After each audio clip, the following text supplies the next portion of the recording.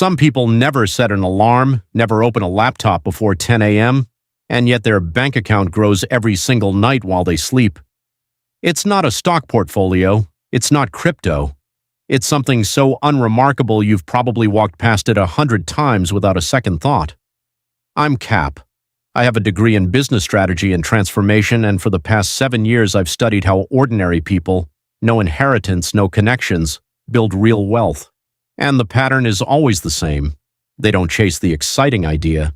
They chase the boring one nobody else wants. Today, 5 businesses that generate income while you're asleep. Stick around for the last one. It's the one that ties all the others together. Number 5, vending machines. You can start with less than $10,000. A single machine can bring in around $30,000 a year with 30% margins. But the real number is what happens when you stop thinking in ones. Operators running 30 or 40 machines across gyms, offices, and hotels pull in 6 figures a year without ever touching a register. All you're really doing is negotiating a location, stocking it, and collecting. No employees, no storefront. And here's the part most people skip. Specialty machines, not soda and chips. Beauty products in salons, electronics in airports. The narrower the niche, the less competition, and the higher the margin. Nobody's fighting you for that corner because nobody thought to look there. Number 4, self-storage units. The self-storage industry in the U.S. is worth over $45 billion a year, and nearly 1 in 8 American households rents a unit. The average customer pays around $128 a month and stays over a year. Some forget what they even have stored and keep paying anyway. That's the whole business model in one sentence. People paying monthly for something they rarely think about. You're not selling space. You're selling the solution to a problem modern life keeps manufacturing on its own. Smaller homes, same amount of stuff. And the fastest growing customer segment isn't families moving house. It's small e-commerce sellers using units as makeshift warehouses. Storage stopped being a side thought. It became invisible infrastructure. Number 3, ATM placement. You can buy a machine for $2,000 to $3,000, place it in a bar, a convenience store, a gas station, and charge a small fee per transaction.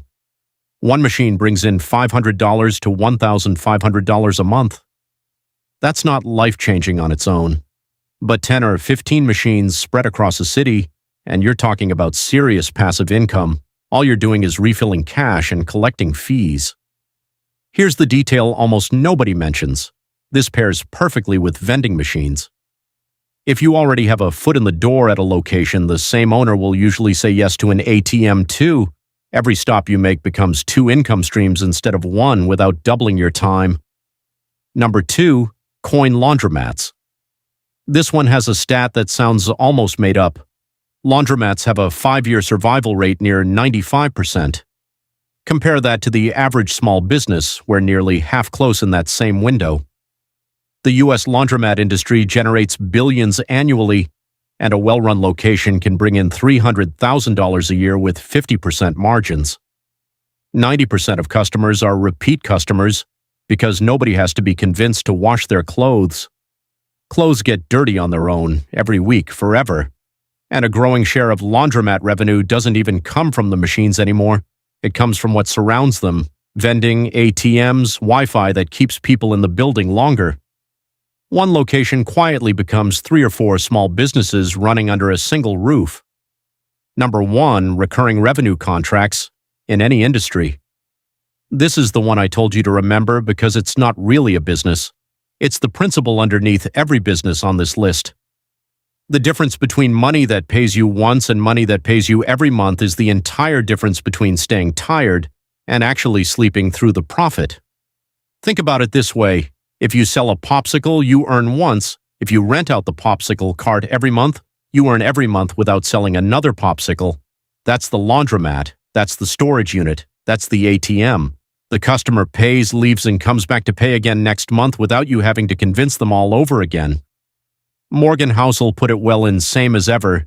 People underestimate the power of simple things that repeat consistently because they're chasing excitement instead of consistency. None of the 5 businesses on this list are brilliant. All of them are consistent, and consistency is the only thing that actually compounds while you sleep. Let me tell you about Daniel and Alex because I think about this comparison more than almost anything else I've researched. Daniel was 34 when he decided he wanted to own his time. He spent 2 years hunting for the perfect idea, an app, a product nobody else had thought of. He burned through savings on launches that never took off because every idea he had was competing against 1,000 equally ambitious people chasing the same spotlight.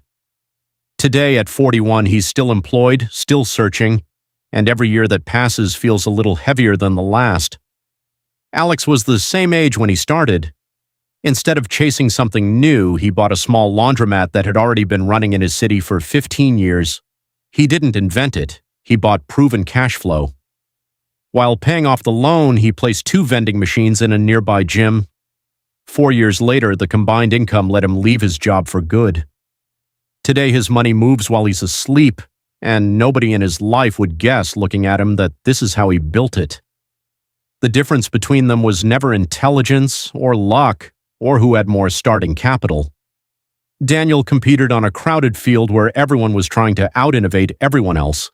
Alex chose a field almost nobody wanted to stand on, and because of that, he had it nearly to himself. That's the real thread running through all 5 of these businesses.